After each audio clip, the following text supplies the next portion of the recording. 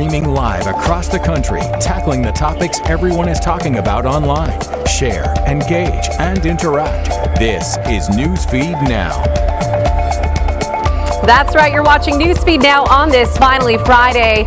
I'm Suzanne Brunner. Hope everyone is having a great day so far. We finally made it to the weekend. If this is your first time clicking in, Newsfeed Now takes a look at what everybody is talking about online. And right now, people are sharing this pretty intense video out of Louisiana. This captured our attention when police arrested a half-naked man at a Walmart for punching an employee. Look at this.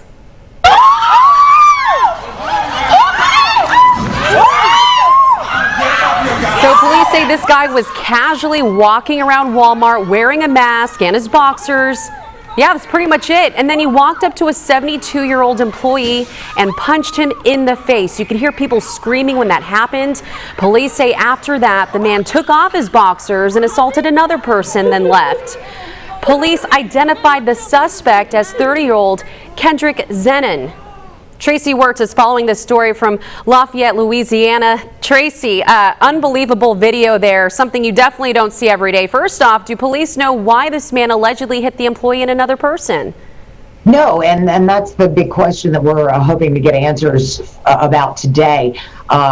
Some folks who were on the scene said it appeared that he may be under the influence of obviously something very strong. There's also been some speculation that there may be some mental health issues. So not quite sure why he did it, but I can assure you the folks on the scene were absolutely taken aback by this guy. Children who were in the area were crying. It really was very intense when it all happened. It's just such a scary situation when you look at this video. I couldn't even imagine being a shopper inside that store. It looks like the woman, she caught it right at the right time on video. At what point did she, pull out her phone and say, I need to record this? Like, what was going on beforehand? I'm not real sure. We hear that he did walk in and he walked around the store. He knocked displays over. I think he even hollered at some random person that he encountered. So obviously something very odd going on. And again, hopefully we'll get answers as to why somebody would actually do this and feel that that was okay to do at that particular moment in that particular place. Yeah, so he punched an employee and a customer, just someone else that we're learning. I guess, how are they doing today? The people who were involved yes. in? As far as we know, everything seems to be okay. Of course, the man who was the person running around the store naked was taken into custody. I believe they brought him to the hospital to kind of assess the situation and see what was going on. And then, of course, he was going to be arrested. So there's definitely more to this story, and we hopefully will find out exactly what those pieces are so we can follow it to the end. All right, Tracy, thanks so much. We appreciate it. So we've heard stories of people arguing with others in public for not wearing face masks. Well, this one escalated. Look at this surveillance video inside a Staples store in New Jersey. Police say Terry Thomas, you see her right there on the left, she walks up to this woman, told her that her mask was not properly covering her face. Watches this woman, she pushes back, and then Thomas just grabs her arm and throws her to the ground. Police say the woman recently had a liver transplant. Now she has to undergo surgery again because she fractured her leg. Thomas faces aggravated assault charges. That's just another video gone viral. All right, moving to the south in Texas, a woman is grieving her husband's death after he lost his battle with COVID-19. She's not letting his death be in vain. Jenna Jordan shares an obituary the woman wrote that's gone viral for its strong stance on wearing a mask. Stacy Nagy calls her husband David a fun-loving guy. He would talk to strangers, and I'm always going, oh my God. I get embarrassed. For them, it was love at first sight. 3 weeks later, we were married. And together 20 years until David lost his battle with COVID-19. The whole time, I'm telling him, fight, Dave, fight, please fight this. Don't give in to it, okay? You have to make yourself get better. The 79-year-old passed away in the ICU in July. Stacy struggles with the loss of the love of her life. Every day I'll cry. Every single day I'll start thinking about him. I try to concentrate on the happy stuff, but then I just start thinking about how He's not here. A thought that makes her angry, and that anger coming through on the obituary she wrote for her husband. Had everybody been doing what they were supposed to, he'd still be alive. In her local newspaper, Stacy blamed David's death on the, quote, selfish people who refused to wear masks, claiming it was their right to not wear them. I'll tell you, I don't remember reading that one in the Bill of Rights. Yeah, it's your right not to wear a mask and go out and kill people with your germs. The widow's words catching the attention of national news and social media. I happened to look up in the Google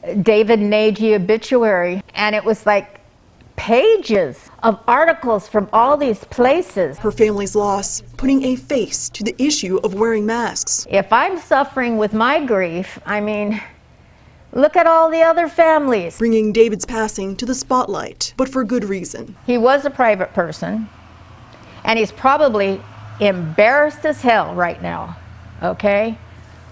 But I bet you anything he's proud of me. And keeping her husband's memory alive. Jenna Jordan, Fox 33 News. And we're glad to have Jenna talk to us about this from Shreveport, Louisiana. Jenna, thanks for joining us. Did she have any idea that her obituary would get this kind of attention?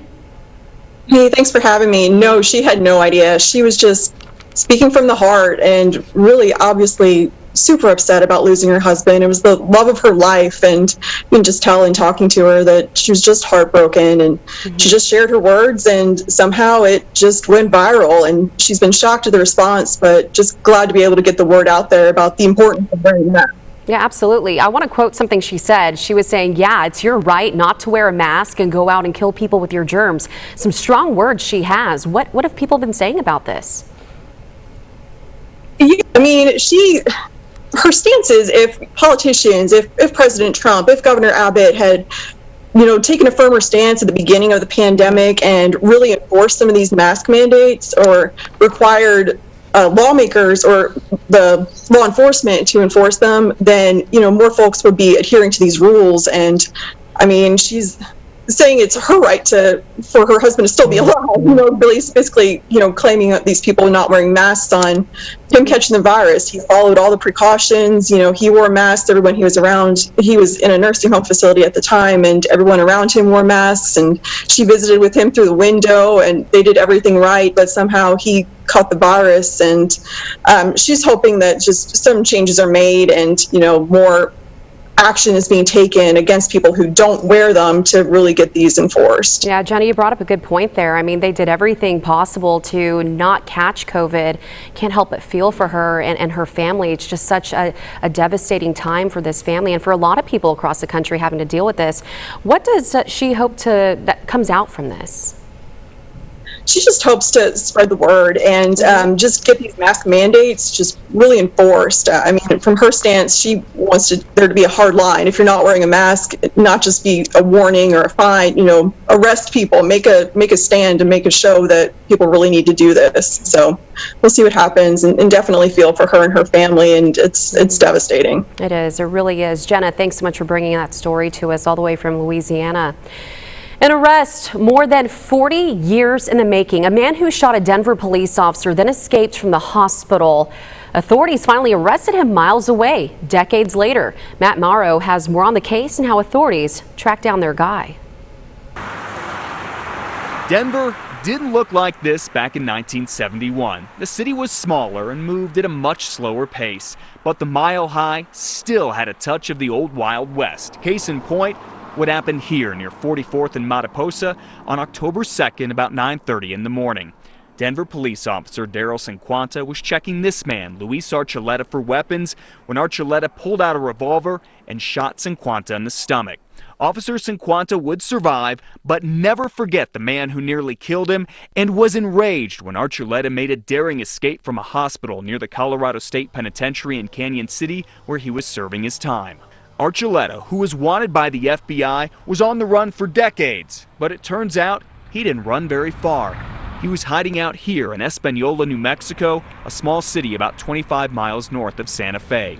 Back in June, the FBI and Espanola police got a tip that the wanted fugitive was hiding in plain sight and arrested him Wednesday with plans to bring him back to Colorado.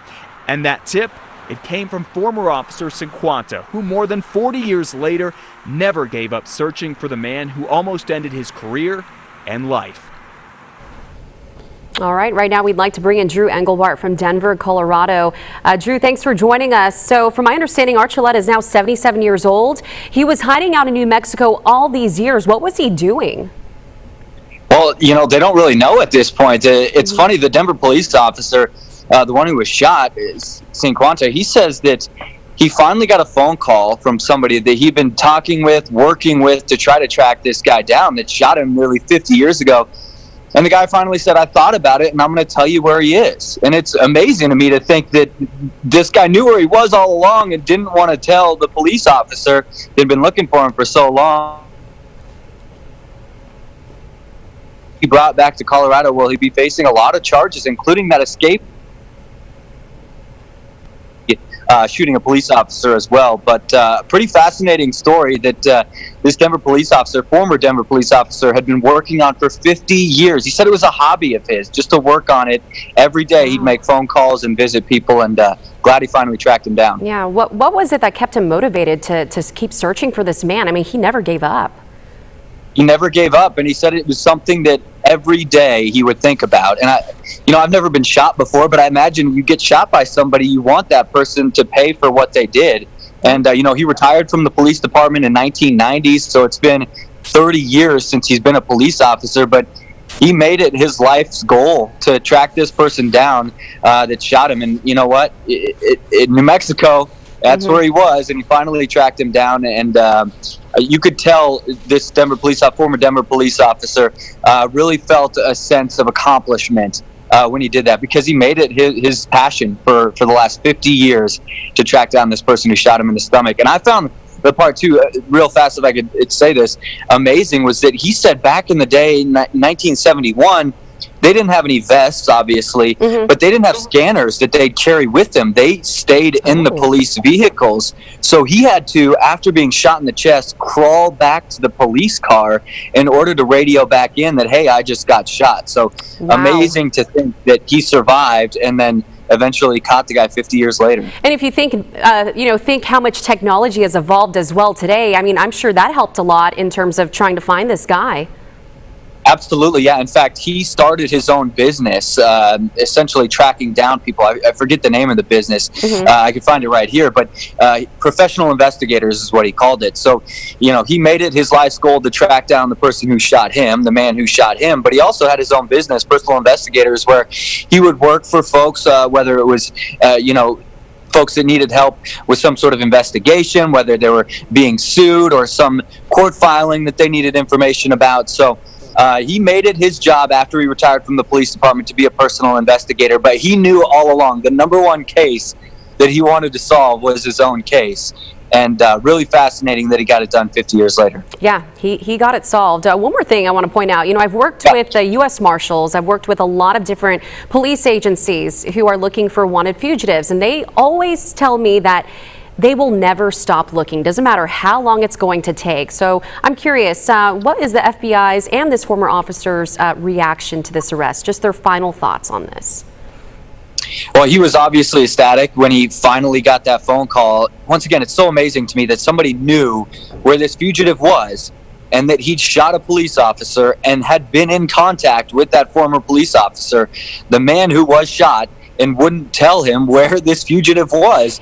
And he finally got that phone call. You wonder what happened with this person who knew about it. Did they have a change of heart? Did they one day sit there and say, you know what, maybe he deserves to pay for what he did? But he was very relieved. Obviously, spending 50 years, he said it was his life hobby.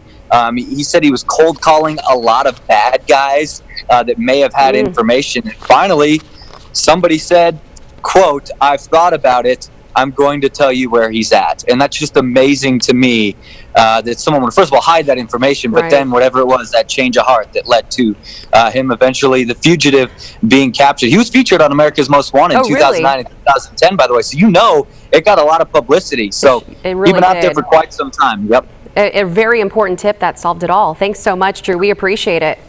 You got it. Now, we do have an update on SpaceX's Starship project. So the company's Starship SN5 prototype successfully completed a hop test. Yes, it hopped as it was designed to do so.